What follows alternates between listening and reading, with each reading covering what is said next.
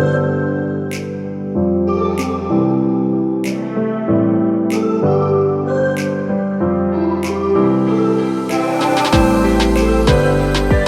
fellas.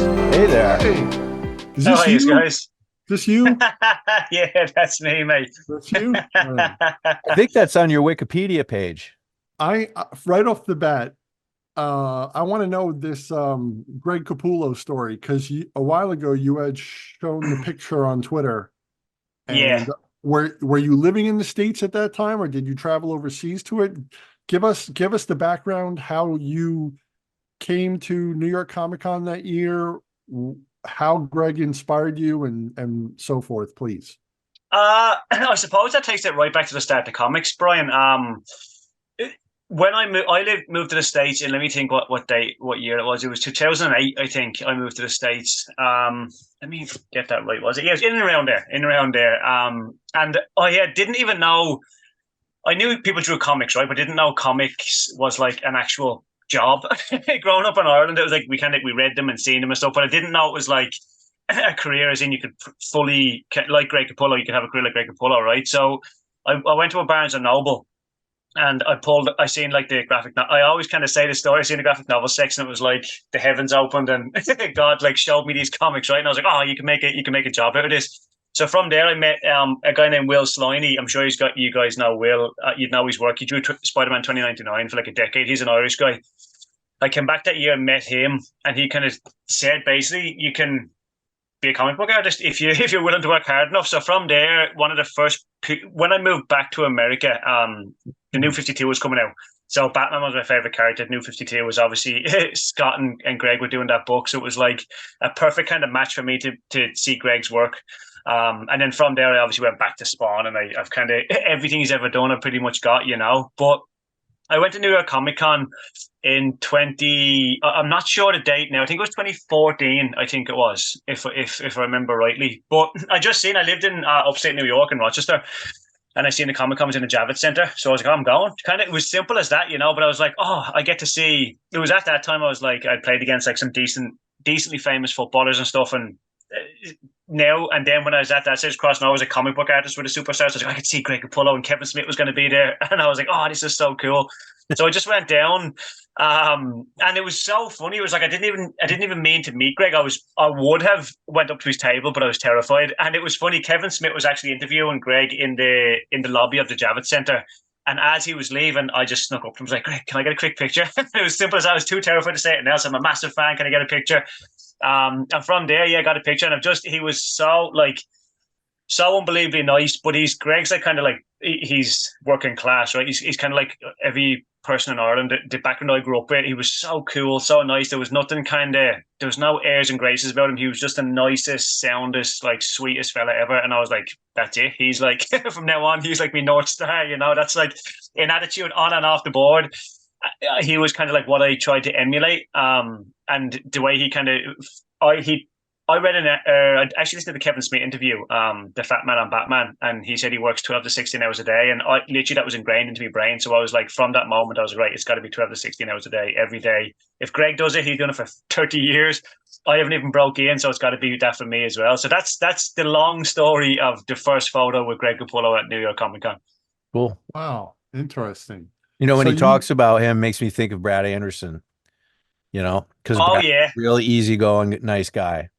yeah. I mean, I didn't even know kind of like any comic book artist. I'd met Will, like I said, he would draw John Spider-Man 2099. Absolute, like he's such a nice fella. And everyone I've met in comic books has been nice. Coming from the world of football, where it's totally different. You know what I mean? If anyone is that's probably generalizing, but a lot of superstars you meet aren't that nice, right? And it's like coming here now when you meet those like people that are like the top of the game, and they're like humble and Yeah. kind of gracious to meet you. It's like it really kind of gives you that spark, you know, to be like, oh, it's possible to be absolutely incredible and still keep your head on your shoulders, which is a really nice thing to do, you know. Yeah, it is refreshing, isn't it? It is, Scott. now, were you self-taught like Greg, and you just spent 12 to 16 hours at your drawing board with like a book that showed you how to draw hands and feet and arms, or what? Yeah, pretty much, Brian. He literally, like I said, when I said he was a North Star, I mean, like, as in genuinely everything. I have tried to gather every bit of information I could on Greg and how he taught himself and stuff. And that was it. Yeah, I left school when I was 16. Like, I'm only educated to 16. It's same as football. I didn't like, I left to play football and I played for over a decade. And coming from there, and I was kind of mature enough, I suppose, to realize I didn't have to go to art school to pursue comic books. Right? That's not because comics is a lesser art. I think it's actually one of the higher ones. But I just mean you can teach yourself if you're dedicated enough and you have, I suppose, the right discipline. You can really teach yourself anything you want, especially with the internet and stuff, right? If you have the right resources and you kind of you dedication is probably too simple a term, but if you had the discipline, I suppose, to sit down every day and draw. So I kind of got in my mindset. I heard also an interview from Jim Lee before he broke in. Excuse me. He said that he sat at the board every day for, I think it was like 10 hours or 8 to 10 hours, because he wanted to be ready for when he got the job to be able to sit at the board for 8 to 10 hours, because it's not an easy thing to do. Not necessarily, it's labor intensive, but more so the focus and the actual want to do it. Because in your 8th hour, in your 10th hour, in your 12th hour, you're not. Are you allowed cursing this guy? Sorry, I'm Irish. A few curses might slip out here and there. No worries. We have an editor. Yeah, exactly. But yeah, that was kind of my mindset, and just picked up every kind of book that I kind of learned. When I say traditionally, I suppose through illustrators. Some of my favorite illustrators are the golden age of illustration, like Bernie Fuchs and Norman Rockwell and stuff. I love that sort of illustration. I've tried to tie it into comic books, so I I think didn't necessarily. you mentioned Sorry, his last name is Briggs. There was an illustrator with Briggs. Austin Briggs. Yeah, Yeah, he did. I looked briefly before we got together here, and he did like American Airlines ads and that kind of stuff from like the 40s and the yeah, 50s.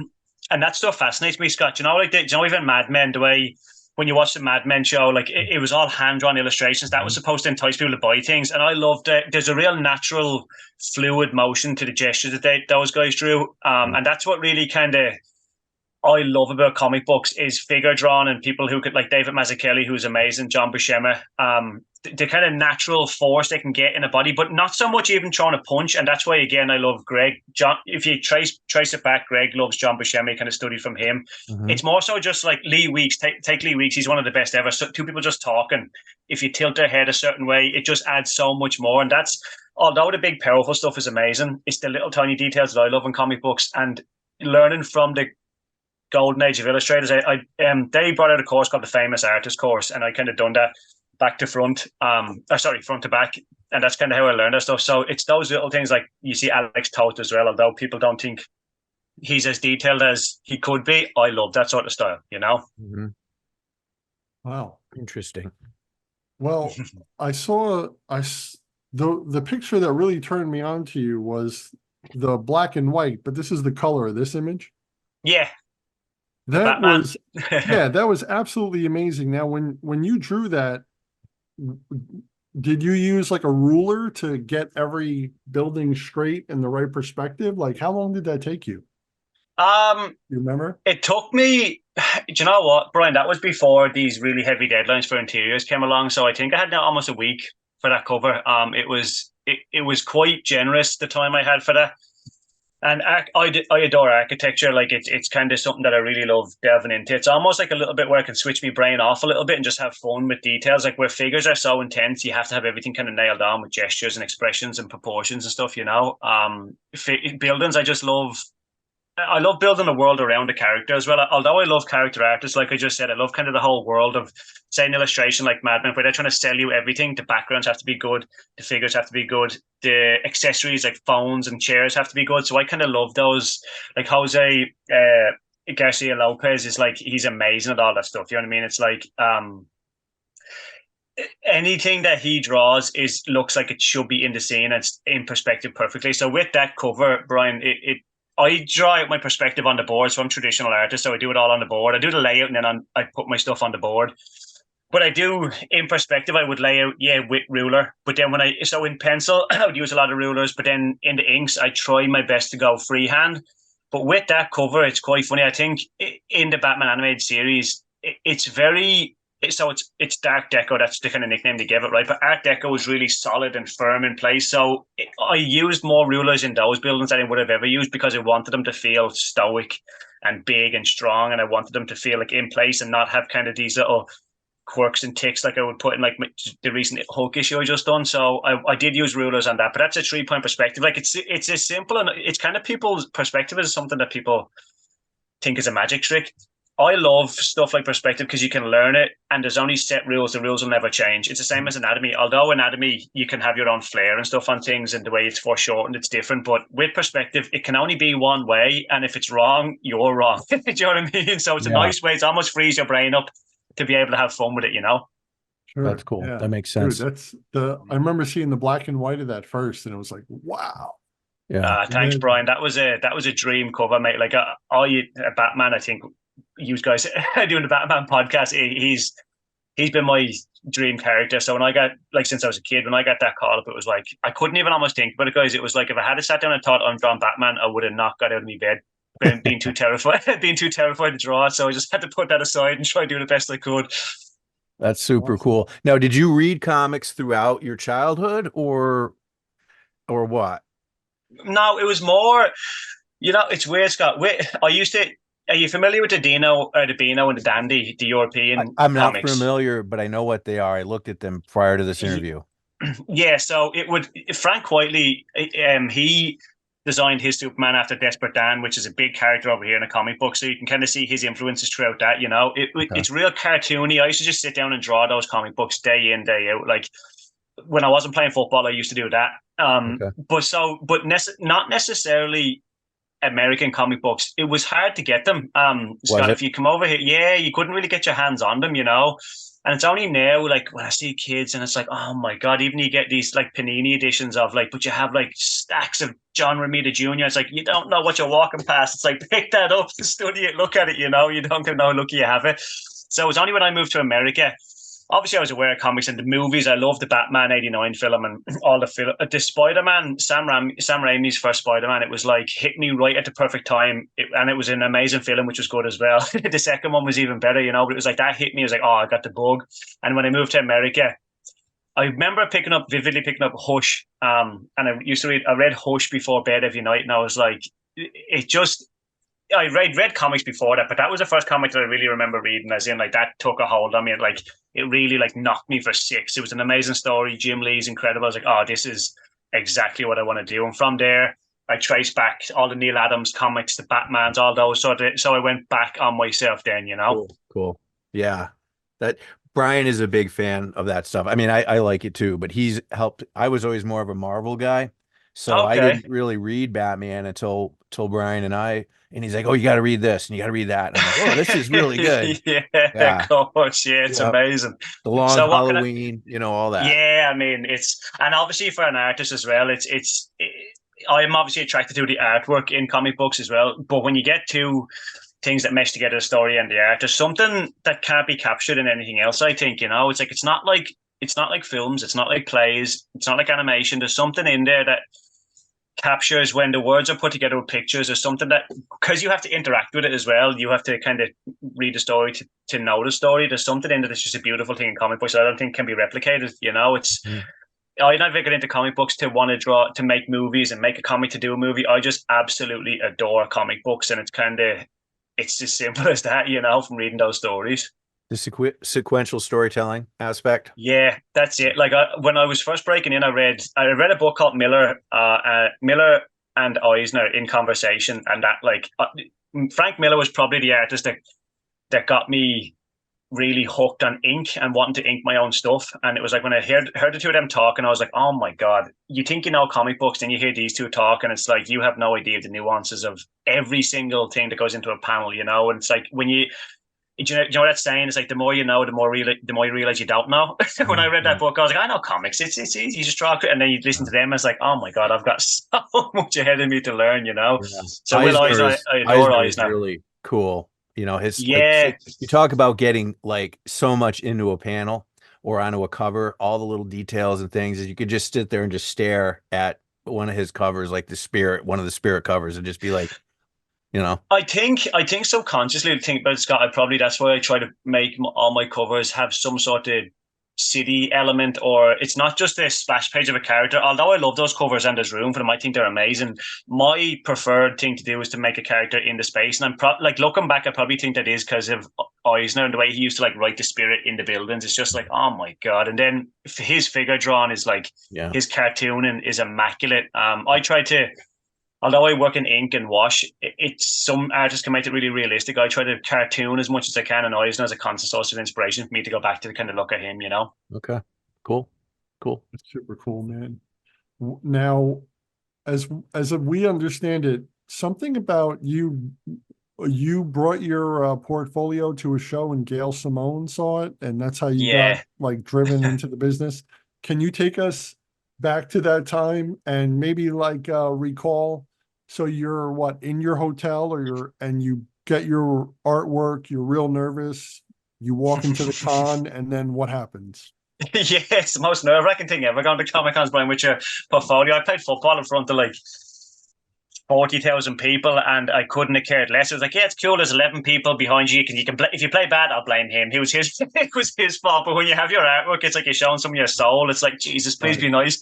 Yeah. But also, I always had the mindset of kind of being an athlete, as in like I genuinely meant it. I was like, I haven't any ego attached to my artwork. I want to get better quickly, not to kind of cheat the system, but I want to get better. I want to be a competitor. So really tell me what I'm doing wrong that I need to do better, So I kind of give artists a little bit of freedom, and they were always so kind to me. Every artist was amazing. They gave me so much great feedback, but it was like, just tell me. You don't have to be afraid. You won't hurt my feelings. Tell me what I can do better, But going to Gail, she's like comic book royalty, right? It was in Top Bubble in Leeds 2 years ago. It was so weird because her table was packed all weekend. And it was like, I'm going to go, I'm not going to go, I'm going to go. I was like, oh, fuck it. And I went to, Sean Phillips was beside her. Oh, yeah, like Sean Phillips is like up there on my Mount Rushmore. I adore Sean Phillips. And I went to him and he gave me quite good feedback. So that gave me confidence then to go to Gail. Sean was like, yeah, you like, it's good stuff. Like, it's like, he was really, really positive. So I was like, great. So I had these Daredevil and Iron Fist pages and a couple Batman samples that I brought to Gail. And it was funny. People think it was from that show. She tweeted after that show about my portfolio, and it was amazing. It was this kind of thread of tweets. It was really, really amazing. And I got my first work from that. Actually, Sean Phillips tweeted as well, and Kyle Higgins from Radiant Black and Moonman and stuff now, he gave me my first cover work from that show.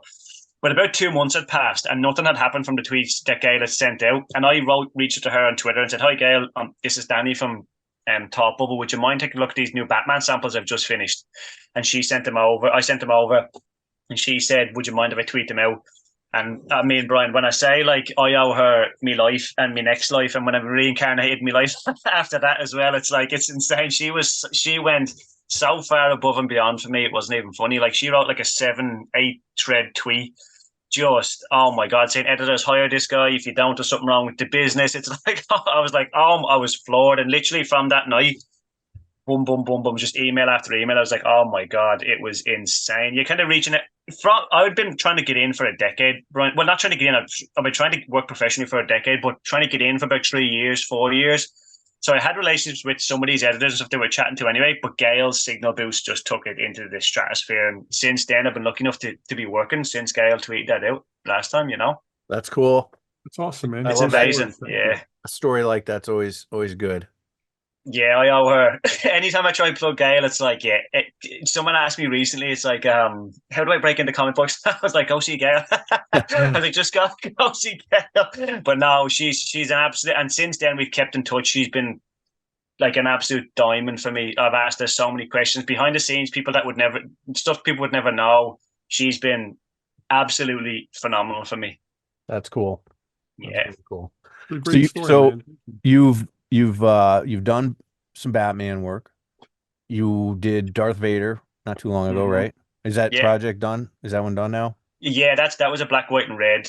Scott, that came out in, I think that came out in last year, middle of last year. I think maybe June or July. I think. Okay. Yeah. And you've done some Hulk stuff. What do you want to do next? Like, what's the next thing you could do? I'm on the Hulk. It just got released 2 days ago. I'm on sort of the big Blood Hunt kind of summer event for Marvel.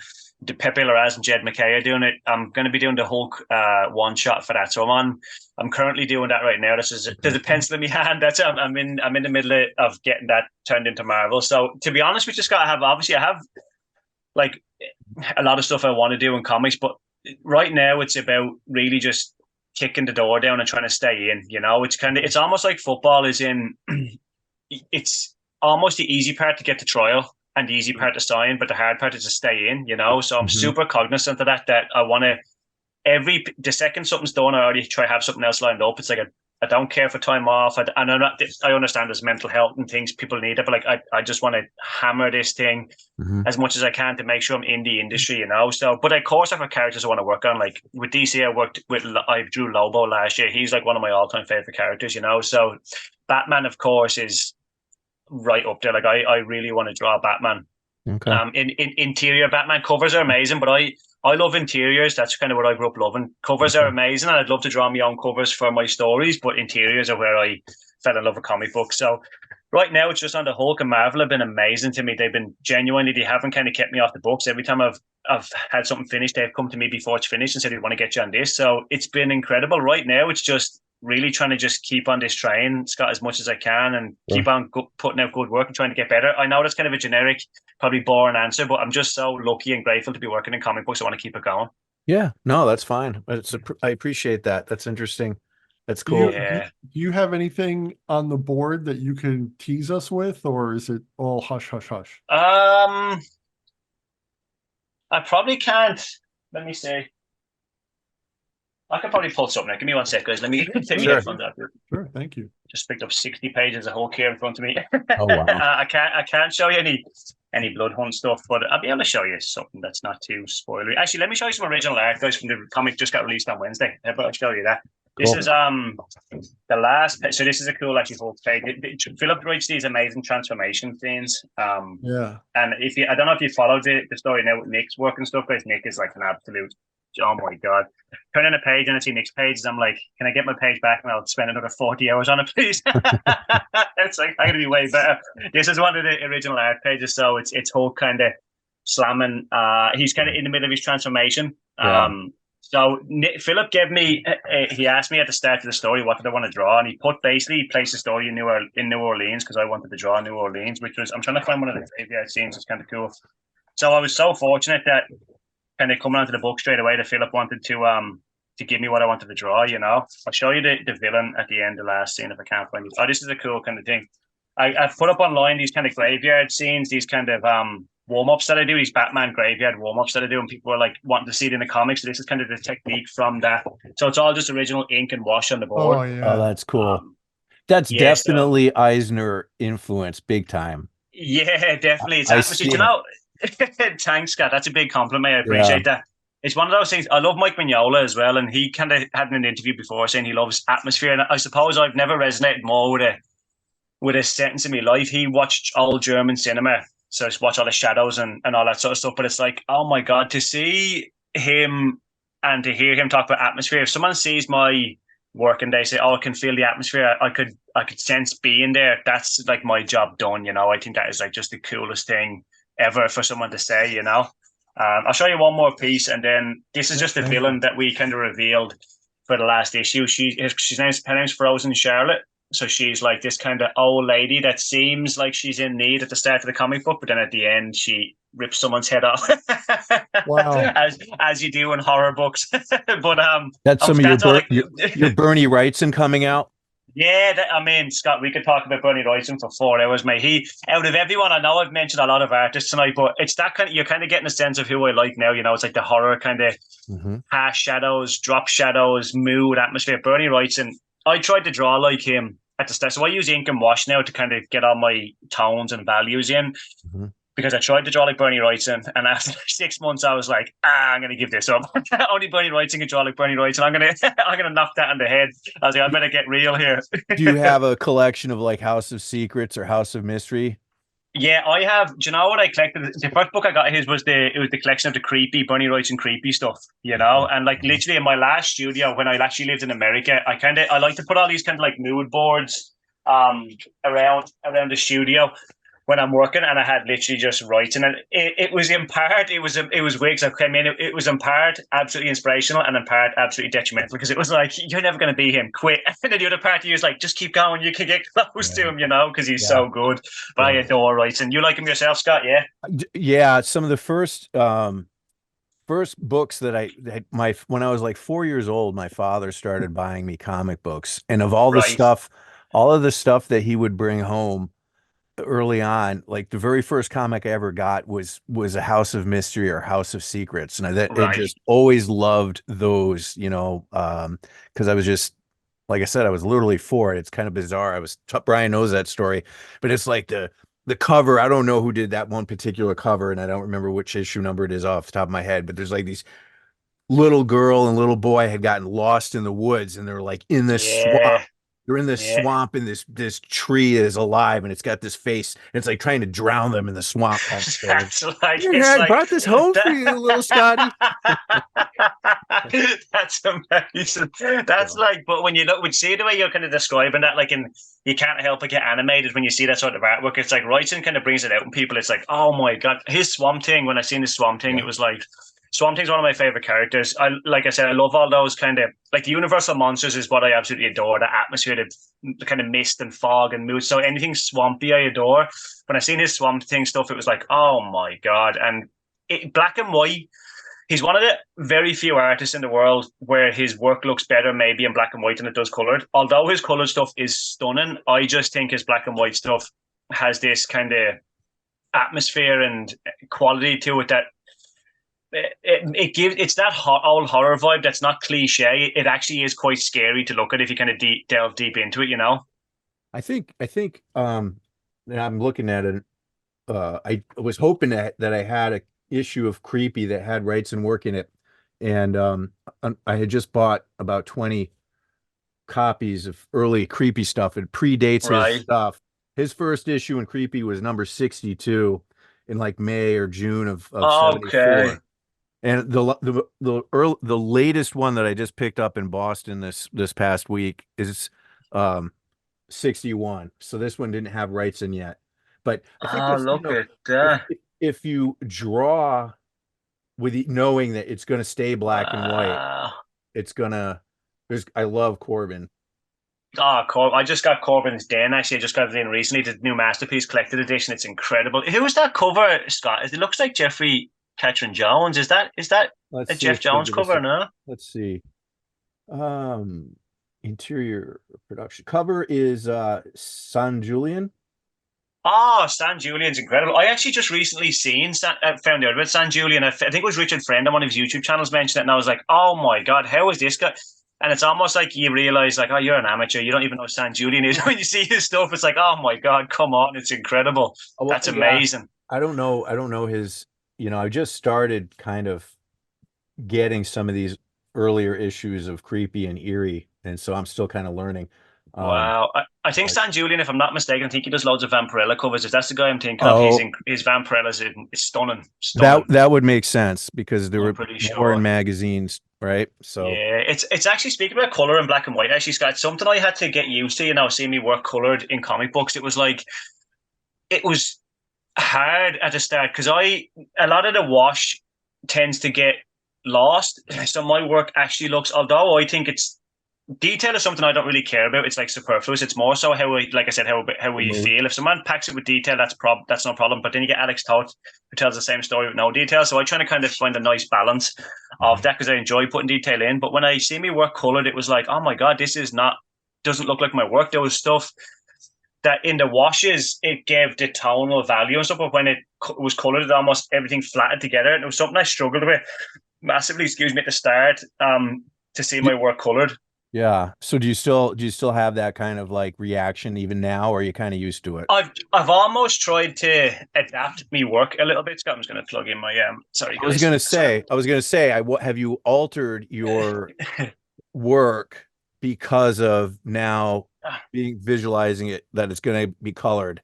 How much impact is it? Definitely, because comic books is a medium where getting into print and getting into the world of actually seeing it in print, it's supposed to be like an amalgamation, and when it all comes together, it's supposed to look like a comic book, right? Cohesive. So cohesive, exactly. I want to be a comic book artist. I want my work to look good in print. So I'd be foolish not to adjust to that. Change is the wrong word. Adjust is the perfect word. Adjust, yeah, and put in little flicks of detail where they can kind of stand out. You know what I mean? It's like, so it's still keeping to the essence and the core of what I want to be as an artist and how I want to kind of portray my work, but can I just kind of put a little bit of finish on top to give almost the reader something as well to kind of think, oh, that's, you know what I mean? It's not just kind of as minimal as it would look, you know. It's actually something in my last 3 Hulk issues. It's in like this kind of catacombs, and the floor was supposed to look like mist and fog, and in the tones I bring the gray gradient down, and it looks like that in the tone look. When it's colored, it looks a little bit different. That's one of the things. So in this new book, it's set in Arizona. It's in the desert, and that's like when I think of desert, I think of like like Sergio Leone films. You think cast shadows, Clint Eastwood, cast shadows everywhere. So this is a book now that I'm going to really, because I love doing that. I want to really focus on that and bring those cast shadows into play and make it kind of really stand out. And that will then play against the colors and make kind of everything look cohesive. Hopefully. Cool. Hopefully. That makes sense. You know? Yeah. Wow, that's cool, man. I really enjoyed even the original art you showed. You could just see the mood in it. You know. Thanks, Brian. Yeah, it's like I work on my thumbnails. Like everyone's thumbnails are kind of really small, and if I can't see the mood in them, I'm doing something wrong. So that's all I focus on at the start. It's a weird thing because pencils are the hardest part of, well, laying out is the hardest part because that's where you think and you got to tell the story. But then pencils are trying to like focus everything. I pencil quite tightly, although I ink myself. I would pencil a lot tighter than most people who ink themselves. And then but when you get the thumbnail down, it's just almost like a technical process of putting it on the board. Although you have to find the life in the pencils. If the thumbnail doesn't work and that doesn't give me the mood I'm looking for, I scrap it and start again and say, okay, that's not working. It's not, if it doesn't work now, there's no point in transferring it to the board because it will never work on the board either. It doesn't matter how big you make it. You know what I mean? So that's the super important thing, to get the essence of the page and the panels in that little thumbnail. That's the most important part of it for me, you know? Makes sense. Yeah. Cool, that's awesome. It's kind of like, it makes me think kind of like, what Hitchcock said about laying out a film, you know, the storyboards. He loved that part of the process, and he'd get that together. And then he said filming, it was actually kind of boring.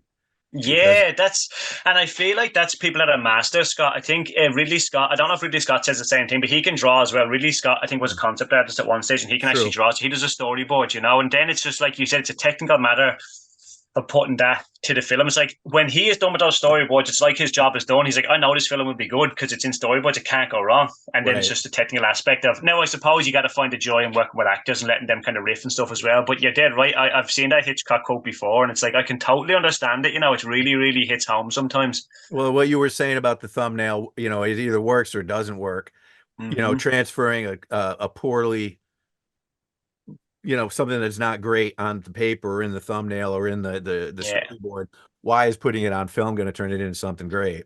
Same. Exactly. No matter how big or small you make it, you know. And I think that's a sign of I suppose, a proficient artist rather than a kind of self-conscious, not unconfident artist, but a underconfident artist, I suppose, where it's like they don't really know how to figure out the tones and the values and the kind of background, middle ground, foreground. So they bring it to the board and they think with some kind of like magic it will happen for them, and if it does happen they think, how can I capture that? And if it doesn't happen they think, oh Jesus, I'm not a good artist.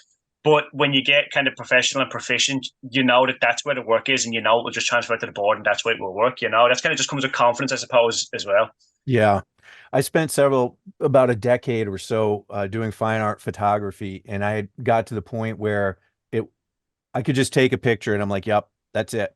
I don't need to take any others. I know it's there. You know, you just know. That's amazing. That's amazing. And like, it's weird when that happens. It's like, yeah, like figure drawing is the hardest part of comics, but sometimes you'll hit this figure once and you almost second guess it. You think, I've only drawn that once, that can't be right. But you just get lucky. You think it's like, oh yeah, and you know, I can move on. I don't have to rework that. I don't have to tilt the hips or the head or anything. It's right. It's done. Let's move on. Can we just have lucky on that one panel because it doesn't happen a lot. Yeah. You know, when I started, I would take a bunch of shots of whatever it was I was working on, and then I'd come home and I'd download the pictures and let's see what I got, you know. and after a period of just doing thousands and thousands over the period of years, it wasn't like that anymore. It's like I could go out, shoot, come home, put the memory card aside, not worry about it for a couple of days, and then later put it in the computer and take a look, and it's like, yep, yep, yep. You got it. I mean, Exactly. And I'm not sure, every time, but more often than not.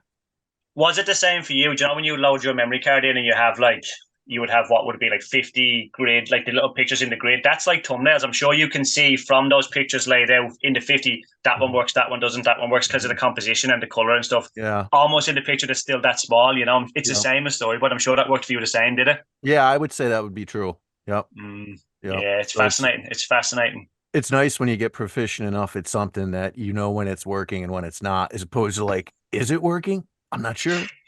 Yeah, definitely. And that's with comic books. Like the biggest thing we've gone back to Will Eisner, the biggest thing I wanted to teach myself was storytelling. It's like I want to tell stories, although great pictures are amazing. You look at John Romita Jr., who's like I'd put Greg Capullo up there as well, don't get me wrong, but like Sean Phillips, but like master storytellers. That's what I wanted to be able to learn. So I love the splashy stuff, but I really wanted my stuff, like you always hear when you're breaking the comic books, you should be able to read the story without having any word balloons. And I was like, this is what I'm focusing on. For me to break into comic books, my storytelling has to be rock solid, you know? And that was kind of one of the things. It almost took a little bit of pressure away from making amazing artwork, if that makes sense. Because it's like, okay, I just want to make sure my storytelling's good. If my storytelling's good, the art will get there. I can get better and I'll study every day to bring it up to pace, but study storytelling. And again, going back to Capullo, he gave me great advice third-hand advice from an interview. He said, turn the music off a film and watch it. And it's so weird when it happens. You'll watch a scene and you think, oh, that doesn't work, but I don't know why it doesn't work. But then as you get better, you understand why it doesn't. And sometimes music will drag you into something that is actually poorly directed. Yeah. And then you watch a well-directed film and you don't understand why it's well-directed, you know? It's super interesting to watch a movie that's with no sound. It's like totally, absolutely. You see all kinds of stuff that you wouldn't really consciously see if the soundtrack is turned up. Yeah, and my dad, I get the films when I was younger. Me and my dad used to watch, like my dad's a big, like he loves westerns and stuff, but he loves Rambo, right? He's like old like men films like Rambo, Rocky, all this sort of stuff. But he will even say, like, if something's badly edited, he'll know, like, say if it's a close-up shot, right? If someone looking at something, he'll kind of subconsciously know that the next shot should be of what they're looking at. And if it's not like that, he'll pull himself out and be like, oh, that was weird. And I've caught him saying that a few times if something's kind of poorly directed, you know. I can't think of it offhand, but as humans, we kind of, every day we tell stories, we see stories with our eyes, you know, we're kind of used to the way things are supposed to be done. So when it's done poorly, it kind of stands out worse than something that's just done well and you just kind of don't even notice it. It's like a referee in a football match. If it's a bad referee, you notice them. You shouldn't notice a good referee. You should just go along and that's it. You shouldn't even know they're there, you know? That's a good point. They say too, excuse me, it makes me think of another quote I read about film. A good special effect really is one that you didn't even notice. Exactly. When the special effect like takes the place of the story, like it breaks the story. Like a perfect example that sticks in my mind is Schwarzenegger Total Recall. Have you ever seen that? From like late 80s. Yeah. And that one scene where like he's got the outfit on where he's like the fat old lady or whatever. And then his face opens up. It's like the whole movie just stopped right there. Because that's it. Looking at this spectacle. So true. It's so true. And that's like what now I know the kind of the old tales like people give out with CGI, but I was gonna compare two films, but actually the new Blade Runner is done. I love Denis Villeneuve, so I think that is like it's done masterfully well. But if you see the old Blade Runner and it's all done by miniatures, there's something about all practical work that keeps you in the film more because people are actually interacting with what they're seeing and stuff. You know, when you see the CGI stuff now, it's kind of supposed to be over the top and blown out of proportion. It makes you look at your mate and go, oh, did you see that? Well, that's not what a film should be. It should be just kind of think, oh, that was amazing. But you shouldn't kind of consciously think that was cool. I'm watching a film. You know what I mean? Although there's a place for that. I love the Transformers films for what they are. Right? There's a place for that in every film. But if you're watching something like Blade Runner, it should just seamlessly work together. Like Mad Max Fury Road, you watch that film and all you see is a car chase for 2 hours and you don't even think, how have they done any of that? You know what I mean? It's amazing. Yep, it's true. It's true. You just said two things that were key. Scott's favorite movie of all time, you hit on Blade Runner, and then Michael Bay's Transformers, which Scott and I, I do like those. Scott and I adore them. I especially adore the first one, Yeah. and instead of mayhem, it's called Bayham. Because Michael Bay just I loves love his.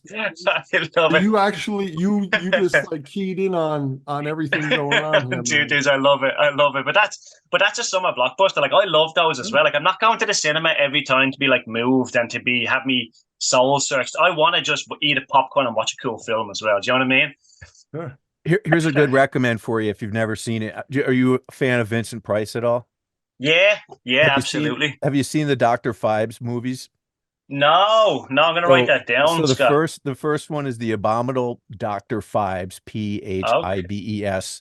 And Okay. then it must have made it's super cheesy, but it's just it's fun. And then this Right. made a repeat like a year later, or a sequel, I should say. And it was called I think it was called Dr. Phibes Rises Again.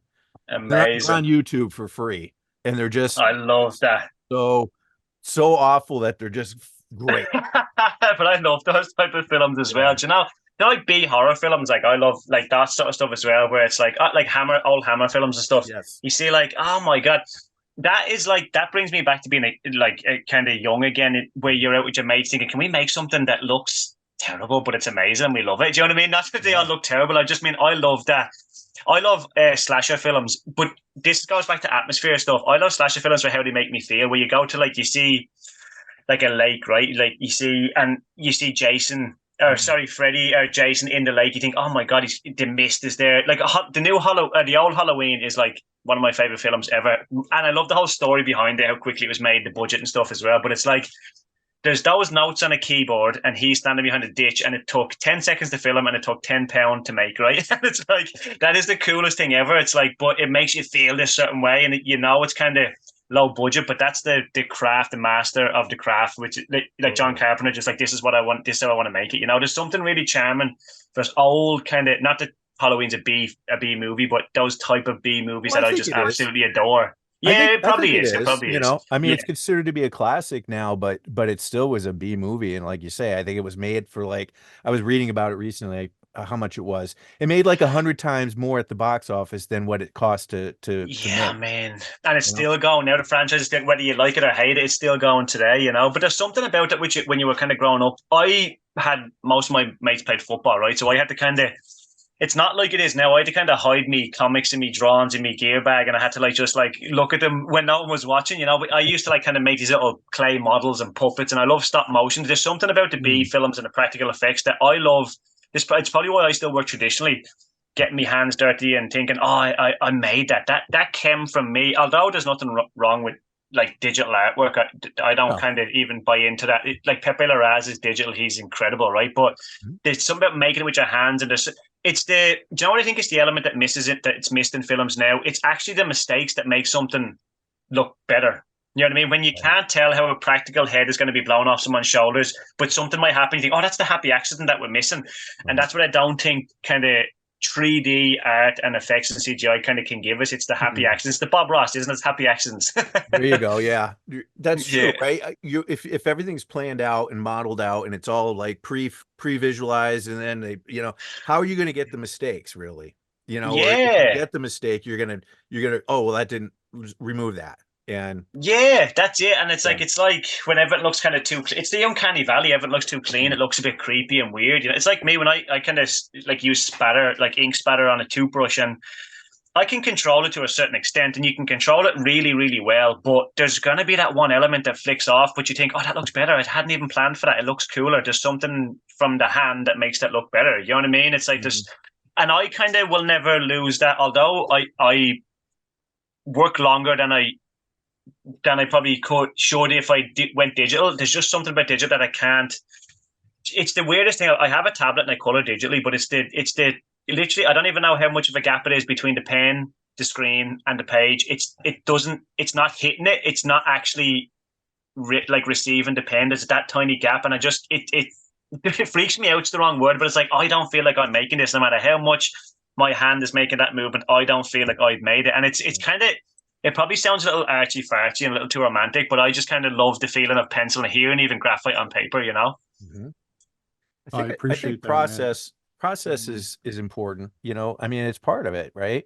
It's not just the net. Yeah. It's not just the end product. It's part of the process, and so doing it in a way that works the best for the artist, it's fine. Why? There's nothing wrong with that. Yeah, and it's something I've had to learn this year, guys. When my stuff comes out in print, you don't usually see it till about 3 months after. When a comic book comes in, I get the comps from Marvel, and it's amazing. I flick through them, but like I literally go like that, bam, and it's not even 30 seconds, and it's over there. So right, I got to get back to the board. So you better be in love with the process of it. You know what I mean? It's like you have to enjoy this process, because the end product for me, I don't want to stack up books with my name on it, because I want to kind of have that longevity in the career, but it's not to go back and look at it necessarily. It's just to say that I produced this amount of work and I enjoy doing this amount of work, Yeah, sure. Wow. Do you have a preference with regards to the process of like Philip Kennedy Johnson, friend of the show, sweet guy. Amazing. I didn't know Philip was a friend of the show. He's amazing. Yeah. You got to go in our back catalog, Danny. Help a couple of brothers out. Philip had told us that he writes like full script. Like, I want this vantage point. This is what's happening. Blah blah blah. Do you work exclusively like that according to the writers you work with, or have you had a writer yet, like say even at Marvel, who's like, nah, let's just do the Marvel method. Like, this is what I need. Give me this angle or do this. Blah blah blah. No, I haven't had the Marvel method yet. No, I think most writers now tend to work. Even Scott Snyder doesn't work that way with Greg Capullo, and Greg Capullo learned the Marvel method, right? Like that way growing up. But with Philip, Philip is like, oh my God, talk about a writer. When I got his first script, I was like, almost thinking like, I got to be ready for this. Like, I gotta produce good stuff for this script. It was like, Philip is so like, he's a bit like me. I'm super obsessive with everything I do. It's kind of like people say, my fiance would say it's unhealthy. I'm saying I'm trying to do my best work, but it's like I obsess over it. So it's like, I don't even, when I get a comic issue in for 30 days, I don't think about anything. It's just like, well, I got to get to the board and draw, And Philip would be the same. He is so detail oriented when I am. So like in my scripts, even something as, I don't know if I can show that. You know what? It's in one of the issues. I could pull it out in a minute, but it's like drawing little details. There's an antique shop in the first issue that came out, my first issue on Wednesday. And there's these little Civil War bullets, and he asked me to put Civil War memorabilia around the shop, and I kind of looked up the Civil War stuff and made sure it was all for that time. And this is going to go over most people's heads, but for me, it makes things feel authentic, and I love it. It's not that I'm getting lost in it and kind of get bogged down by it. I just think, let's make this story as authentically New Orleans and Civil War as possible, right? And like and Philip, I've never met someone that likes to do that more as much or more than me. And he kind of picks, when you send a page in that's densely detailed, and he picks out something in the corner, an obscure corner of a panel in an antique shop that no one was supposed to notice, it makes you feel great. It's like, oh, he cares about this just as much as me, So, but with Philip, what I will say is he tends to write, he's super detailed, but I actually prefer the more detail you give me, the better, because I can decipher it myself, right? And he gives me the freedom to be able to add a panel, take away a panel, kind of add a little beat here and there. Now, Philip, very, really neat. I don't really tend to mess with Philip's scripts because he's so good, and I want to kind of, but there is times where I feel like, hey, maybe this could be added here, and he's never said no. He's been like, you go for it. He's amazing. But he gave me scripts in 2 chunks. So he say, hey, Danny, this might be 10, 11 panels. You kind of take it as you please, add some, take some away. So that's the Marvel method that he would do. So page 8 and 9, he'd describe the scene. He'd give panels, but I could take things away and kind of put 5 panels on page 8, 6 panels on page 9, or vice versa. And that gives me the freedom then to kind of feel like I'm really helping in that way where I can be creative as well, It's a really freeing thing, Brian. About 3 years ago, if you had have offered me that, I would have been terrified, because I didn't know enough. My knowledge wasn't there to be like, I need him to tell me what I need to draw. But now it's like, I love that freedom because I'm confident in what I can put on the page and tell a good story, And Philip, we've got a really good relationship now where at the start of every issue, we kind of touch base. And then I like to go off into my little cave and touch base every 2 or 3 days, but kind of just, we know what we're doing from the start, and I just get after it then, Cool. Yeah. That's cool, man. Thank you for sharing that. That's really, yeah, of course. And yeah, I mean, I'll definitely, guys, sorry, I'll listen to Philip's episodes. I love him. He's one of the few people in life, you wouldn't think I listen a lot from the way I'm talking tonight. Sorry about that, guys. But, but when Philip talks, it's like you listen. It's like he's so he's so serious about his craft, and so am I. Although people might think it's like comic books, I am so serious about comic books. As in, I love drawing them, and they're so fun. But I'm so serious about the craft of it, and so is Philip, and I adore that about him. He's very Well, thoughtful. yeah, very He's thoughtful. so thoughtful, Scott. Yeah. So thoughtful, and the way we talk, and we're like, "Oh, we could do this and do that." It's like to get that energy off of someone, and not just to have someone kind of like, no, not that I've had any writers be like this, but like, oh yeah, just do what you want to do. He's like, yeah, we could do this for this reason, and have this like this. It's like, the energy breeds energy, and it's really cool, and kind of it's when you get off a phone conversation with him, it's like, oh, I'm gonna get to the board straight away and do the best I can. Cool. Sure. I could see it Amazing. would be like that working with him. Absolutely. So, got a question we like to ask all of our guests, especially when we remember. Have you ever met Rob Liefeld? No. Never met No. Rob yet? Okay. No, but you know what, lads? I adore Rob Liefeld. I've never met him, and I understand everybody's like, I totally get Rob is the most divisive man on the planet, but I've listened to his podcast for 4 years, and I think, you know what? With Rob Liefeld, I seen an interview with him and Todd McFarlane at San Diego Comic-Con about 4 years ago. Lads, I swear to God, you've never met two grown men be so more enthusiastic about comic books in my life, and that's all I feed off of that. When someone's enthusiastic about comic books, whether you like them, hate them, he's good at it, whatever you think, he is so enthusiastic about comic books. I adore that. So I just feed off of that. You know what I mean? I kind of tend to stay away from politics and everything else, all that sort of stuff. So it's just comic books. I adore them. He's a super great historian for the comics. I love the way he breaks down. He'll like on this podcast, find a little something that happened at some point, and then just like break it apart and just talk about it. But Scott, you're talking about that, like he could break down a panel of a page in 1970s, and I'm like listening to it like, oh, that is so cool. Like, do you know what I mean? Not many people can capture your attention like that. And I think that's a big part of why he's so successful, because he's so passionate, but he just captures people's attention with whatever he does, he has that kind of magnetic attitude where he captures people's attention, Yeah, a very vibrant personality for sure. Yeah, absolutely. I met Rob Liefeld at New York Comic-Con, and I even told him how much I enjoy his Todd McFarlane impression. And so that's the best impression. Right? I was sharing mine, and then he started doing it like on the spot.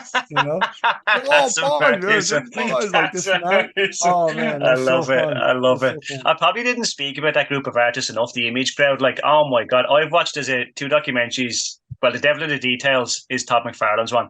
I adore I would kind of try to think I approach comic books the way Todd does. Like, he's very like militaristic, like get to the board, draw every day, and that's it. Like you can't wait for inspiration. You can't wait for motivation. Get to the board and draw. And the way all those lads draw, and the way they kind of just took everything by the scruff of the neck, like it's like, I am so inspired by all of them. Like Todd McFarlane is an absolute hero of mine. I'd probably put him in there. Greg Capullo's like top man for me, but as inspiration and motivation, oh my God, those guys are right up there for me. Whether you like them or don't, whether you like their artwork or don't, what they've done for comics and their attitude, and like we talked about their enthusiasm for comics, it's undeniable.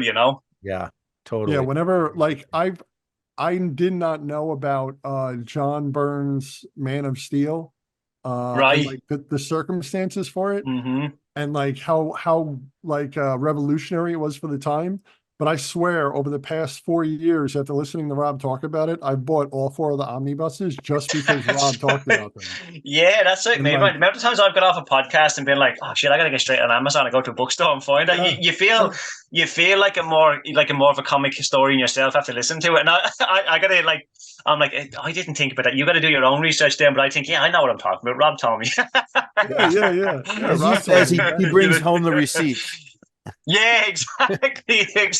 Yeah, and I love what I love about Rob as well is he fronts everything. If someone's having a go at him, he fronts it. He doesn't like if he causes a fire, he steps right into it and he's like, yeah, I'll front it and I'll back my own beliefs. You know what I mean? That's what I love as well. Like I just think he's so enthusiastic. That's like it. Like we're not like grown men here guys talking about comic books. Like I just think it's the coolest thing in the world that like you have that connection with people from across the world, and like if you can share in that, not many people get to kind of bond with people over passions. And when I go to Comic Cons, some artists are now like, Comic Cons are tough. I could not love Comic Cons anymore. I went to New York this year, I'm sure. And first of all, I've drawn on my own for 10 years and people never wanted to look at me work. So when people come up and tell me they want to look at me work, I'm like, oh, look at it as much as you want. Tell me what you like, tell me what you don't like. We can talk. But if we can talk about comic books, I'm just in my alley, in my element. Yeah. When were you there? What day? Last year I was there all days, Brian. I was with Comic Sketch Art. I was actually beside Greg Capullo. That was the thing. Yeah, that was a real come to, what would you say? I won't say Jesus, but that was a bookend moment. I had met Greg Capullo and then I tabled beside him for Comic Sketch Art at this New York Comic Con. My fiance came with me, and it was super important for her to be there for me, because I was like, I can't explain to you what comics mean to me unless you see it. When she's seen it, and my banner was beside Greg's, it was like, oh my God, it was just like, kill me now. I'm good. I'm done. That's awesome. Scott and I went on Thursday this year. And wow. To Miss Alley. So next year would be great to bump into you and see you. So absolutely. I'll definitely be going back this year, guys. So please stop by. Yeah, 100%. Yeah. I'd love to. Yeah. Cool, man. We went and saw Philip when we were there. We went to said hello to Philip, and brilliant. He jumped right up. He remembered us, which we were kind of shocked. We'd had him on the show once at that point, and then we swung by and said hi, and he immediately got up. He's like, "Hey, so good to see you," and he was all happy and everything. And then I wasn't there. I was sick or I was away. That you interviewed him last week, was it, Brian? Yeah, Phil. Yeah, last week. Yeah, so a couple of weeks been ago. with us a couple of times.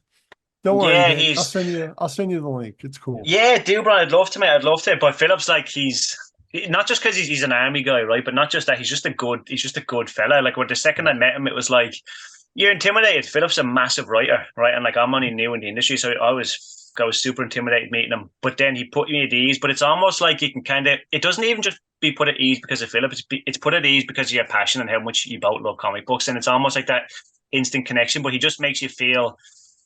Do you know what Philip does best? He looks at you in the eye and listens to you. Not many people do that in the world anymore, and he makes you feel like you're like important. I know that sounds a little bit kind of weird, but it's like he makes you feel like you're listened to, and it's like when you get that as a creator, as a collaborator, it's like, oh, this is going to be amazing. You really kind of feed off of that, Absolutely. Yes, I completely agree. He, he would look me right in the eye, even on the screen here. Yeah. Like, hey man, it was great to see you. And I'm like, oh man, thanks so much. And it feels genuine, doesn't it? It feels genuine. It's like, oh yeah. It's like the first time I got off the phone to him, I went to my fiance and I'm like, I'm meeting Philip. I'm gonna talk about comics. I'm so nervous. I got off the phone and I went to my fiance and I was like, he's the nicest fella ever. I had nothing to worry about. Do you know what I mean? It was like he just put you at ease straight away. It was like he was such a sound fella.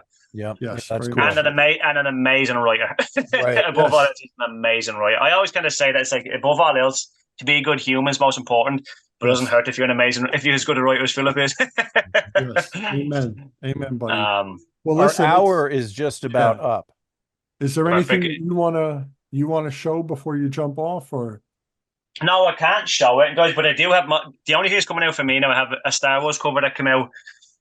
Yes, it's going to be out in April. I just released it yesterday. Okay. Hulk issue 10 and 11. That's next going to be a month from yesterday, and a month then after that. So it's just kind of my kind of continuation on from taking on kind of the guest artist for Nick Klein's book, who's amazing. So it's just with Philip's writing it as well, Guys, I just want to say as well, thanks so much for rescheduling last week. I meant to say at the start of the show, that was, I was thinking, yeah, great stuff. And I'm thinking, I am such an idiot. I lived in America for that long. I can't make that mistake. I was like, Jesus, what am I doing? But I appreciate you.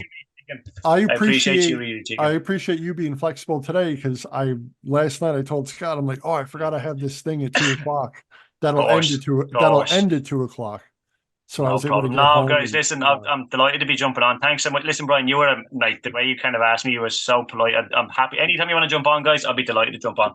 All right. Well, hey, man, if you ever want to message me when you're not pounding pages out and you're like, hey, I really want to talk about this, or I drew this beautiful thing, you have an open forum here.